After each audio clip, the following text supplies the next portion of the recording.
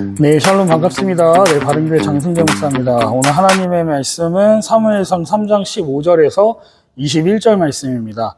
하나님 말씀 제목은 하나님의 말씀에 무게를 아는 사람이라는 제목으로 하나님 말씀 나누도록 하겠습니다. 말 한마디로 청량빛을 갚는다는 말이 있죠. 이 말의 뜻이 무엇입니까? 사람의 말이 청근처럼 무겁다는 말입니다. 사람의 말도 이런데 하물며 하나님의 말씀은 어떨까요?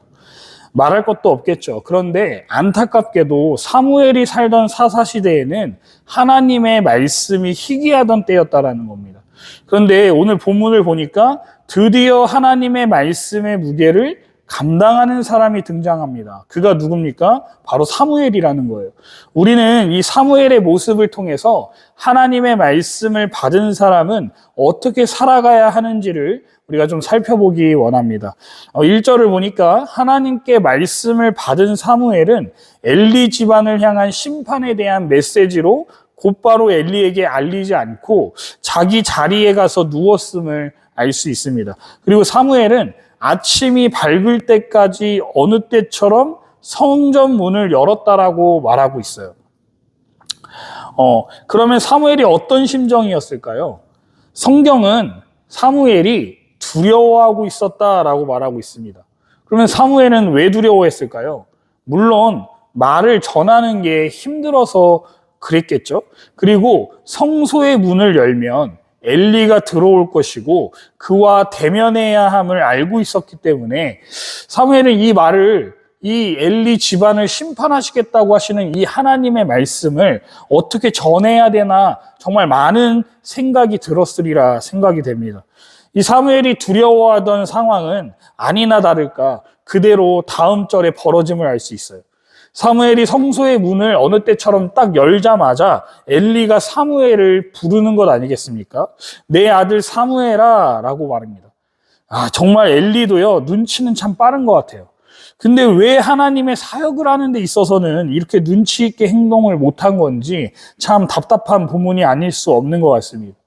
사무엘이 우물쭈하는 모습을 보니까 엘리가 하나님께서 너에게 무슨 말을 해주셨냐라고 솔직하게 저주의 말이든 어떤 말을 하셨든 간에 다 털어놓으라고 이야기하니까 그제서야 사무엘이 있는 그대로 다 말씀을 드리죠. 우리는 여기서 사무엘이 아주 중요한 태도 하나를 배워야 될 것 같습니다. 그것이 무엇이냐면 엘리를 존중하는 태도는 변하지 않았다는 거예요.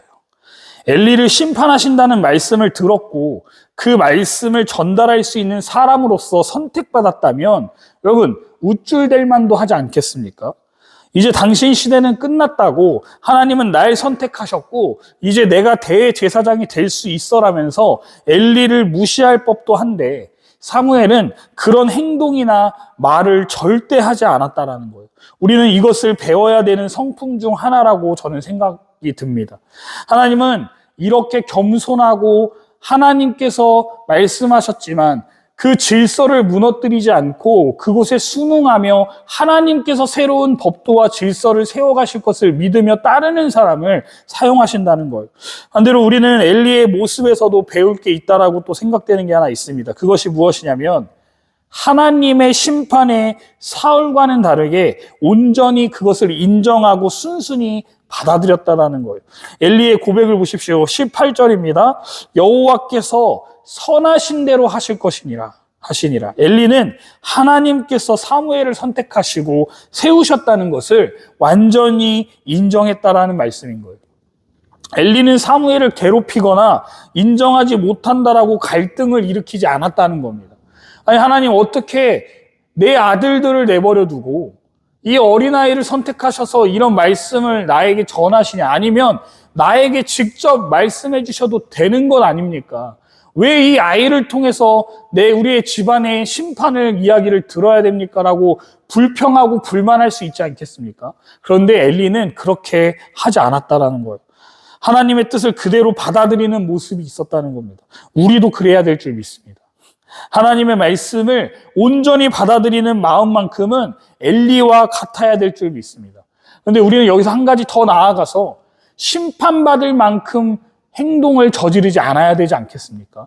엘리가 직접 하나님의 말씀을 듣지 못할 만큼의 타락한 상태를 가지 않아야 될 거라고 저는 생각해요. 하나님의 말씀을 우리가 직접 들을 수 있는 그 순간이 얼마나 복되고 감사한 일인지를 엘리의 모습을 통해 또 한번 확인할 수 있는 것 같습니다. 이제 19절부터 21절을 보시면 엘리가 대제사장으로 있을 때에는 말씀이 희귀하고 이상이 흔하지 않았다라고 1절에 나왔죠. 하지만 사무엘이 이스라엘의 지도자로 세워진 후에는 하나님이 함께 하셔서 사무엘의 말이 하나도 땅에 떨어지지 않았다라고 19절에 엘리와 사무엘을 대조하고 증거하고 있습니다. 여기서 자랐다라는 말은 사무엘이 육체적인 성장뿐만 아니라 영적으로도 성장했다라는 의미예요. 사무엘이 선지자 사역을 감당할 수 있는 절대적인 원인이 여기서 바로 나오는 겁니다. 그게 무엇입니까? 하나님이 그와 함께 하셨다라는 거예요. 어떤 일을 하든지 하나님께서 함께 하시는 인생이 되어야 할 줄 믿습니다. 그래야 우리가 영적으로 성장할 수 있기 때문인 거예요. 바라기는 영상을 시청하시는 모든 성도님들은 하나님께서 함께 하심으로 영적 성장을 이루시는 축복을 누리시기를 주님의 이름으로 축복합니다. 그런데 재미있는 것은 이 물리적 상황은 변한 게 없었다라는 거예요. 하나님이 함께 하시는 건 사무엘이었지만 아직도 성막을 좌지우지하던 사람들은 엘리와 그의 아들들이었다라는 겁니다. 그런데 하나님은 제사장 직분을 맡았던 실질적인 담당자들을 통해 일하시지 않았다라는 거예요. 하나님이 제사장이 아니라 사무엘을 통해 말씀하시고 통치하시는 모습을 통해 우리는 무엇을 알 수 있습니까? 결국 하나님 앞에서 중요한 것이 무엇인지를 알려주는 대목이라는 거예요. 세상에서는 어디 대학을 나왔냐, 미국에서 석사와 박사학위를 어디까지 했냐, 그런 졸업장과 학위증을 논할지 모르지만 하나님은 그런 걸 보시는 게 아니라는 거예요. 물론 공부를 열심히 해서 좋은 학교를 나오고 학위증을 받는 것, 이게 나쁘다라는 게 아닙니다. 정말 중요합니다. 하지만 그것보다 더 중요한 것은 하나님과 내가 동행하고 있느냐, 내가 하나님께 합당한 삶을 살기 위해 노력하고 있느냐, 이것이 더 중요하다라는 거예요. 하나님은 그것을 보신다는 겁니다. 사무엘을 보십시오. 사무엘은 비록 제사장 가문 출신도 아니었고 내세울 만한 배경도 없는 어린아이였습니다. 하지만 사무엘은 하나님의 말씀의 무게를 알고 충실했다라는 것을 알아야 합니다. 하나님의 말씀을 전달하기가 너무 어려웠던 그 엘리를 향한 심판의 무서운 말씀을 전하는 것이 두려웠지만 하나님의 말씀 있는 그대로 전했다라는 거예요. 자기의 생각을 덧붙였다거나 하나님의 말씀을 조금이라도 빼지 않았다라는 겁니다. 있는 그대로 전했다라는 거예요. 이런 사무엘을 하나님은 선택하셔서 새로운 시대를 열어가셨다라는 겁니다. 우리도 그래야 합니다. 하나님의 말씀의 무게를 아는 우리 모두가 되기를, 그래서 그분의 말씀 앞에서 온전하게 살아가시기를, 그럴 때 하나님께서는 저와 여러분들을 크게 사용하는 도구로 사용할 줄 믿습니다. 우리 모두 사무엘과 같이 하나님의 말씀의 무게를 알아 그 말씀을 매일같이 묵상하고 하나님의 말씀대로 살기 위한 발버둥 치는 인생 되셔서 하나님께 축복받으시는, 하나님과 동행함을 얻는 모든 인생 되시기를 주님의 이름으로 축원드립니다.